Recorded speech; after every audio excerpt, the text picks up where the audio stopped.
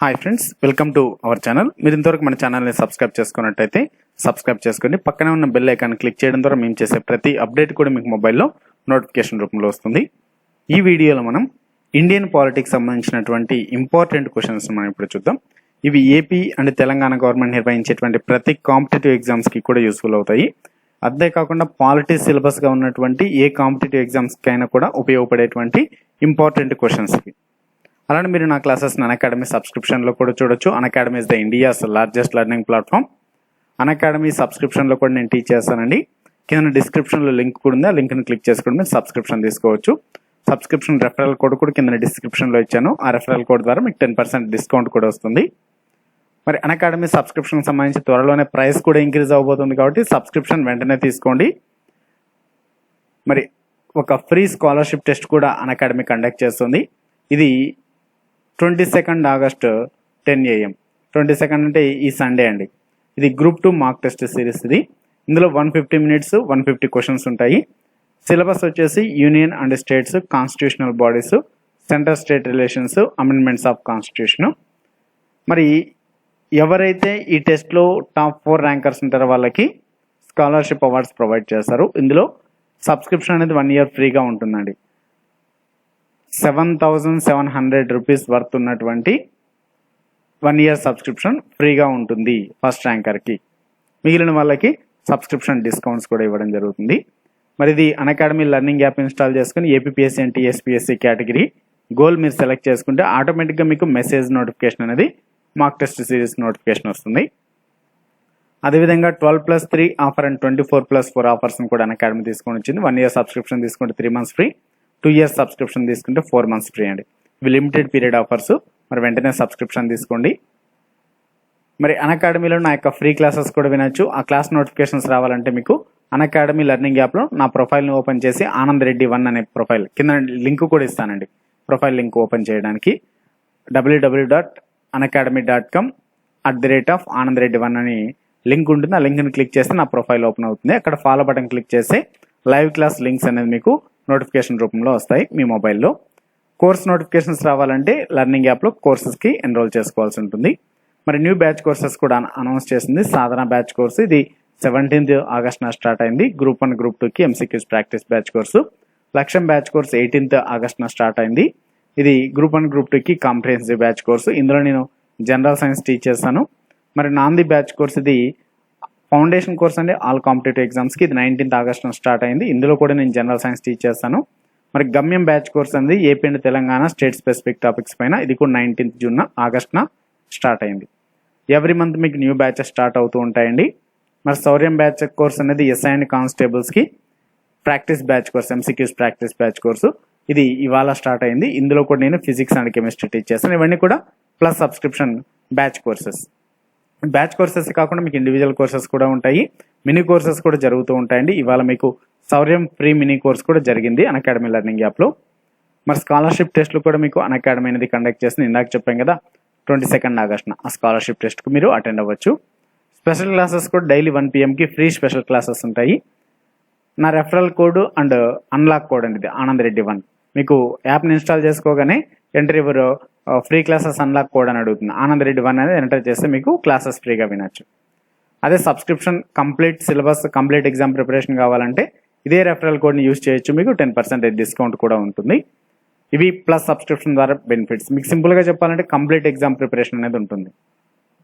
మరి free classes ఉంటాయన్నారు కదా, అంటే ఫ్రీ క్లాసెస్ కూడా చాలా ఉంటాయి. బట్ అయితే అన్నీ కూడా లిమిటెడ్గా ఉంటాయి. అందులో ప్లస్ క్లాసెస్లో అయితే కంప్లీట్ సిలబస్ ఉంటుంది, అన్లిమిటెడ్ టెస్ట్లు ఉంటాయి, unlimited PDF notes, doubt clearing sessions, previous year question papers, practice టెస్ట్లు, వాటితో పాటుగా topic wise MCQs with explanation, model papers explanation, important MCQs. ఈ విధంగా డిఫరెంట్ వేలో మీకు కంప్లీట్ ఎగ్జామ్ ప్రిపరేషన్ అందించడం జరుగుతుంది. డౌట్ క్లియరింగ్ సెషన్స్ కూడా మీకు ఎవ్రీ 3 సెషన్స్కి 1 డౌట్ క్లియరింగ్ సెషన్ ఉంటుంది.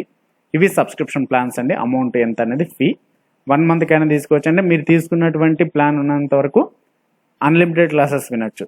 45+ ఎడ్యుకేటర్స్ క్లాసెస్. ఎడ్యుకేటర్ మీన్స్ ఇక్కడ ఫ్యాకల్టీ అండి. 45 ఎడ్యుకేటర్స్ క్లాసెస్ అన్ని వినొచ్చు. ఎవ్రీ సబ్జెక్ట్కి 3 to 4 members ఫ్యాకల్టీ ఉన్నారు.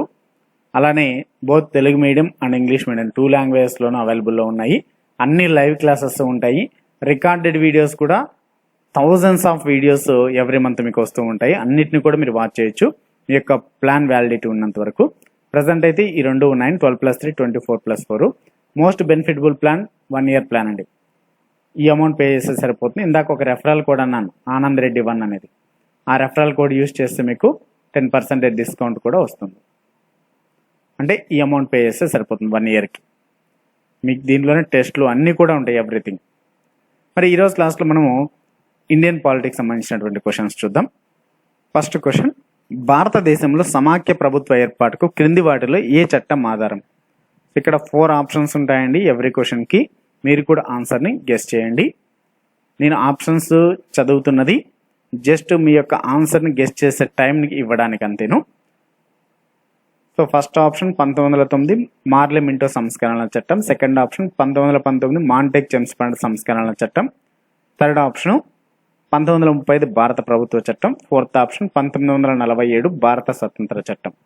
సో మీరు ఆన్సర్ని గెస్ చేసిన తర్వాత నేను చెప్పినటువంటి ఆన్సర్తో క్రాస్ చెక్ చేసుకోండి. ఏమైనా డౌట్స్ ఉంటే కింద కామెంట్స్లో తెలియజేయండి, ఏమంటే రాంగ్ అని అనిపించినప్పుడు. సో రైట్ ఆన్సర్ ఇక్కడ థర్డ్ ఆప్షన్. నెక్స్ట్ క్వశ్చన్, రాజ్యాంగ పరిషత్ ఉపసంఘమైన సలహా సంఘం అధ్యక్షుడిగా ఎవరు పనిచేశారు? బి నరసింహరావు, జేబి కృపాలానినా, సర్దార్ వల్లభాయ్ పటేల్, రాజేంద్ర ప్రసాద్.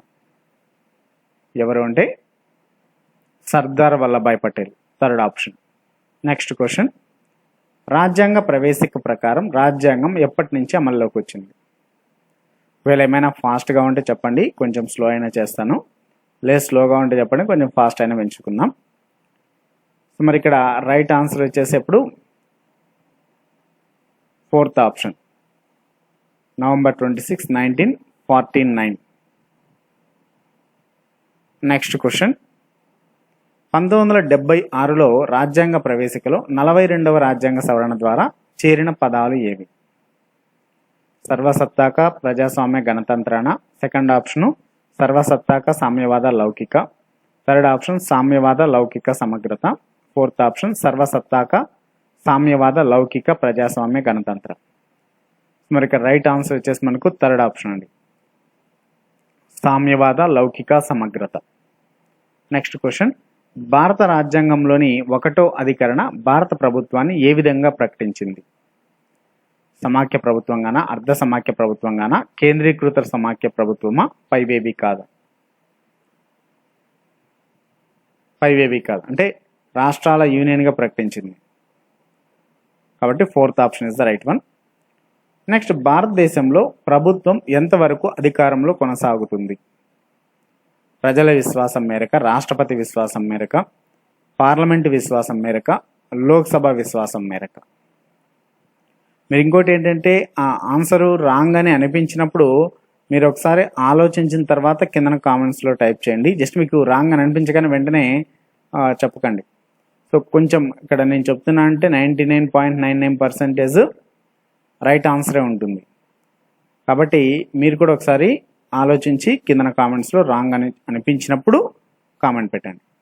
ఇక్కడ లోక్సభ విశ్వాసం మేరకు ప్రభుత్వం అధికారంలో ఉంటుంది. నెక్స్ట్, అల్పసంఖ్యాకుల సంరక్షణ కోసం చేర్చిన ప్రత్యేక హక్కు ఏది? సమానత్వపు హక్కు, విద్యా సాంస్కృతిక హక్కు, మత స్వాతంత్రపు హక్కు, పీడనాన్ని నిరోధించే హక్కు. Fourth option is the right answer, పీడనాన్ని నిరోధించే హక్కు. మన యూట్యూబ్ ఛానల్లో మీకు అన్నీ కూడా తెలుగు మీడియంలో అందించబడుతుందండి. నెక్స్ట్ వన్, ప్రభుత్వాలు తమ కర్తవ్యాలను, విద్యుత్ ధర్మాలను సమర్థంగా నిర్వహించడానికి తోడ్పడేవి. ఆదేశిక సూత్రాల, ప్రాథమిక హక్కుల, ప్రాథమిక విధుల, ప్రణాళికల. ఆదేశిక సూత్రాలు ఫస్ట్ వన్. నెక్స్ట్ వన్, ఏ కమిటీ సిఫారసు మేరకు 2002 నుంచి జాతీయ జెండా నియమావళిని అమల్లోకి తీసుకొని వచ్చారు? Very good question. LM Singhvi కమిటీనా, స్వరణ్ సింగ్ కమిటీనా, జస్టిస్ వర్మ కమిషనా, జస్టిస్ శ్రీకృష్ణ కమిటీనా? Right answer third one, justice Verma commission. Next one, క్రింది వాటిలో సరికానిది ఏది? అంటరాంతర నిషేధం ఆర్టికల్ 17, వ్యక్తి చాకరీ నిషేధం ఆర్టికల్ 23, బలవంతంగా మత మార్పిడి నిషేధం ఆర్టికల్ 29, బాల కార్మిక వ్యవస్థ నిషేధం ఆర్టికల్ 24. ఇక మనకు third option is the wrong statement. Next, ప్రవాస భారతీయుల దినోత్సవాన్ని 2015లో ఏ రాష్ట్రంలో నిర్వహించారు? సో ఇక్కడ 2015లో అనేది కొంచెం అవుట్డేటెడ్గా అని చెప్పాలి. దానికి సంబంధించి ఏదో ఒక విశేషం ఉంటేనే ఇక్కడ ఇచ్చింటారు. బట్ 2015లో జరిగినది గుజరాత్లో అండి. మరి ఈ 2021లో జరిగినది ఎక్కడ అంటే ఎన్ఆర్ఐ డే, ప్రవాస భారతీయుల దినోత్సవం జరిగినది, ప్రవాస భారతీయ దివస్ న్యూఢిల్లీలో జరిగింది 2021లో. నెక్స్ట్ వన్, రాజ్యసభలో సీట్ల కేటాయింపు గురించి ఏ షెడ్యూల్లో పేర్కొన్నారు? Schedule 1, schedule 4, schedule 10, schedule 8? Schedule 4లో పేర్కొన్నారండి. నెక్స్ట్, రాష్ట్రపతిని ఎన్నుకునే ఎలక్టోరల్ కాలేజ్లో ఎవరు సభ్యులుగా ఉంటారు? ఫస్ట్ ఆప్షన్ పార్లమెంటు సభ్యులు, అసెంబ్లీ సభ్యులు. సెకండ్ ఆప్షన్ ఎన్నికైన పార్లమెంటు సభ్యులు, ఎన్నికైన విధాన సభ్యులు. థర్డ్ ఆప్షన్ పార్లమెంటు సభ్యులు మాత్రమే. ఫోర్త్ ఆప్షన్ ఎప్పటికప్పుడు ఎన్నికల సంఘం నిర్ణయిస్తుంది. సో మరి రైట్ ఆన్సర్ ఏది అంటే ఇక్కడ ఎన్నికైన పార్లమెంటు సభ్యులు, ఎన్నికైన విధానసభ సభ్యులు ఎలక్టోరల్ కాలేజ్లో సభ్యులుగా ఉంటారు. నెక్స్ట్ 14th వన్, క్రింద పేర్కొన్న వారిలో అతి తక్కువ కాలం రాష్ట్రపతిగా పనిచేసింది ఎవరు? జాకిర్ హుస్సేనా, ఫక్రుద్దీన్ అలీ అహ్మదా, వివి గిరీనా, నీలం సంజీవరెడ్డి? జాకిర్ హుస్సేన్ అండి. నెక్స్ట్, విదేశీ రాయబారిగా పనిచేసి రాష్ట్రపతి అయిన వ్యక్తి ఎవరు? విదేశీ రాయబారిగా పనిచేసి రాష్ట్రపతిగా అయిన వ్యక్తి జాకిర్ హుస్సేన్, కేఆర్ నారాయణన్, ఫక్రుద్దీన్ అలీ అహ్మద్, నీలం సంజీవరెడ్డి? ఎవరు? కేఆర్ నారాయణ్. నెక్స్ట్ వన్, క్రింది వాటిలో సరైన వాక్యం ఏది? ఆర్టికల్ 108 ప్రకారము ఫస్ట్ ఆప్షన్ ఇది, రాష్ట్రపతి పార్లమెంట్ ఉమ్మడి సమావేశాన్ని ఏర్పాటు చేస్తారు. సెకండ్ ఆప్షన్ ఆర్టికల్ 72 ప్రకారం నేరస్తులకు క్షమాభిక్ష పెట్టవచ్చు, శిక్ష తగ్గించవచ్చు. థర్డ్ ఆప్షన్ ఆర్టికల్ 143 ప్రకారం రాష్ట్రపతి సుప్రీంకోర్టు సలహాను కోరవచ్చు. ఫోర్త్ ఆప్షన్ 5 రైట్ ఆన్సర్ అయితే ఫోర్త్ ఆప్షన్. అన్ని కరెక్ట్గానే ఇచ్చాడు. నెక్స్ట్, క్రింది వారిలో ఎవరికి సభలో సభ్యత్వం లేకపోయినా నిర్ణాయక ఓటు హక్కు ఉంటుంది? లోక్సభ స్పీకర్కా, రాజ్యసభ చైర్మన్కా, విధాన పరిషత్ అధ్యక్షులకా, రాజ్యసభ డిప్యూటీ చైర్మన్కా? ఎవరికి ఉంటుందంటే రాజ్యసభ చైర్మన్ కండి. నెక్స్ట్ వన్, ఉపరాష్ట్రపతి పదవి ఖాళీ ఏర్పడినప్పుడు తాత్కాలిక ఉపరాష్ట్రపతిగా ఎవరు కొనసాగుతారు?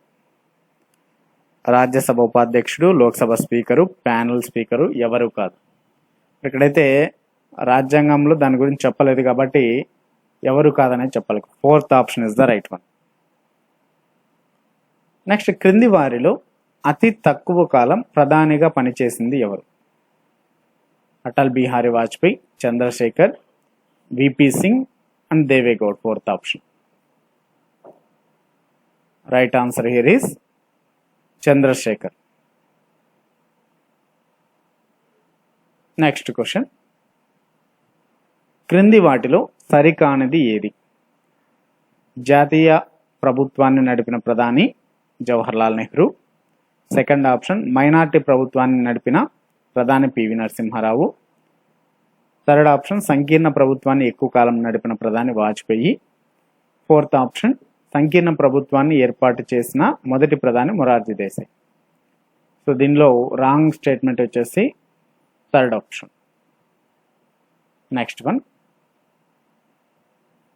ఎవరి జన్మదినాన్ని సుపరిపాలనా దినోత్సవంగా ప్రకటించారు? గుడ్ గవర్నెన్స్ డేగా. జవహర్లాల్ నెహ్రూ బర్త్డేనా, లేదంటే గుల్జారీలాల్ నందానా, లాల్ బహదూర్ శాస్త్రినా, అటల్ బిహారీ వాజ్పేయి బర్త్డేనా? సో అటల్ బిహారీ వాజ్పేయి బర్త్డేని గుడ్ గవర్నెన్స్ డేగా ప్రకటించారండి. నెక్స్ట్ వన్, 1947లో నెహ్రూ ఏర్పాటు చేసిన మంత్రివర్గంలో విదేశాంగ శాఖను నిర్వహించిన మంత్రి ఎవరు? A Sardar Vallabhbhai Patel, B Jagjivan Ram, C SP Mukherjee, D Nehru? చూడండి ఆయన దగ్గరనే ఆ యొక్క మంత్రిత్వ శాఖ ఉన్నది. అంటే మంత్రిగా పనిచేసింది కూడా ఆయనే, విదేశాంగ శాఖ మంత్రిగా. ఎవరు? నెహ్రూని. నెక్స్ట్ క్వశ్చన్, మంత్రిమండలి సభ్యుల సంఖ్య లోక్సభ సభ్యుల సంఖ్యలో 15% మించకూడదని ఎన్నో రాజ్యాంగ సవరణ ద్వారా నిర్ణయించారు? 89వ సవరణ, 91వ సవరణ, 92వ సవరణ, 100వ సవరణ అంటే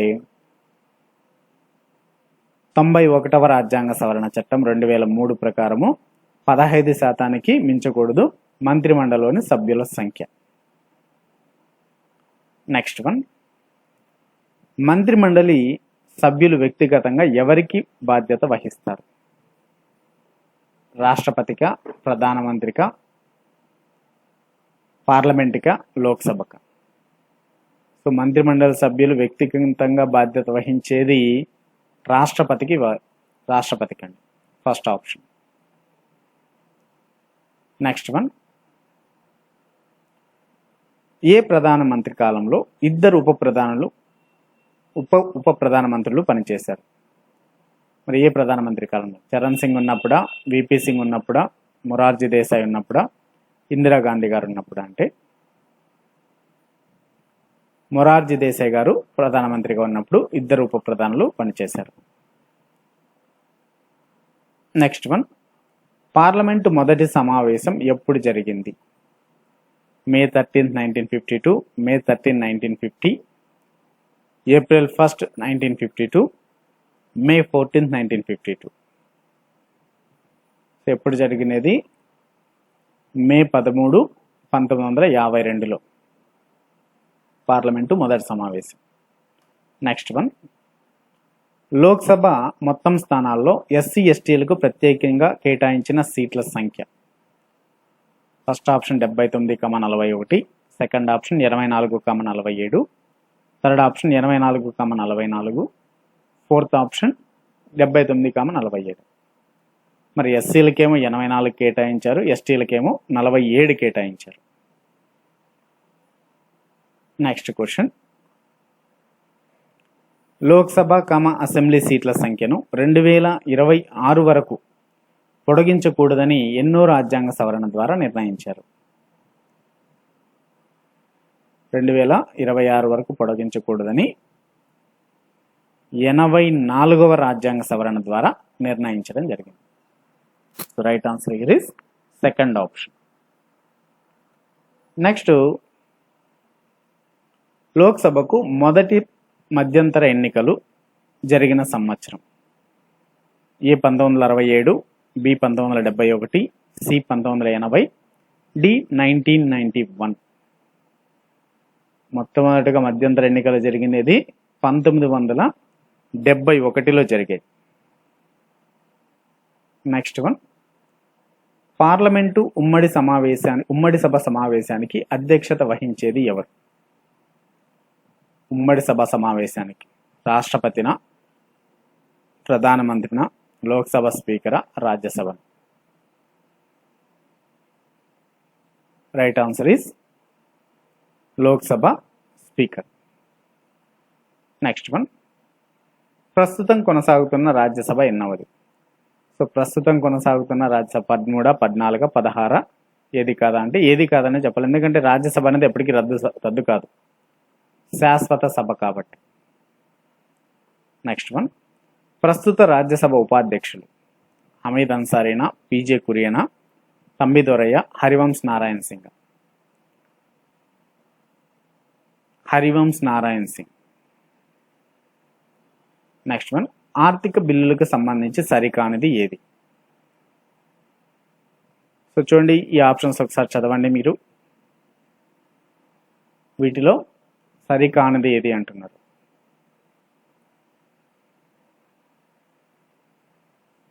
right answer is fourth option. 2 సభల మధ్య విభేదాలు ఏర్పడితే రాష్ట్రపతి ఉమ్మడి పార్లమెంటు సభా సమావేశాన్ని ఏర్పాటు చేస్తారు.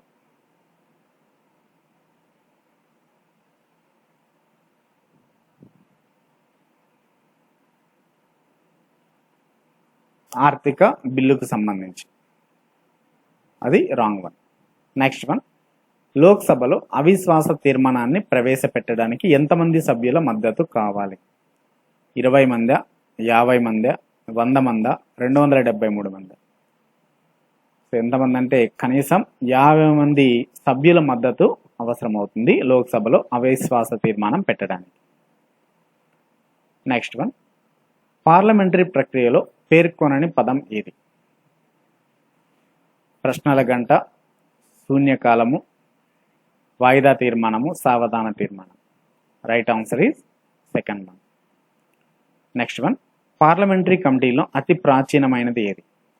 ఏ ప్రభుత్వ ఖాతాల సంఘం, బి ప్రభుత్వ అంచనాల సంఘం, సి ప్రభుత్వ ఉపక్రమాల సంఘము, డి సభా వ్యవహారాల సంఘం. పబ్లిక్ అకౌంట్స్ కమిటీ అండి, ఓల్డెస్ట్ కమిటీ, ప్రభుత్వ అంచనాల సంఘం. నెక్స్ట్ వన్, పార్లమెంట్ రాష్ట్రపతి మంత్రిమండలి మధ్య సంధానకర్తగా ఎవరు పనిచేస్తారు? రాష్ట్రపతి, ప్రధానమంత్రి, లోక్సభ స్పీకర్, కేబినెట్ కార్యదర్శి.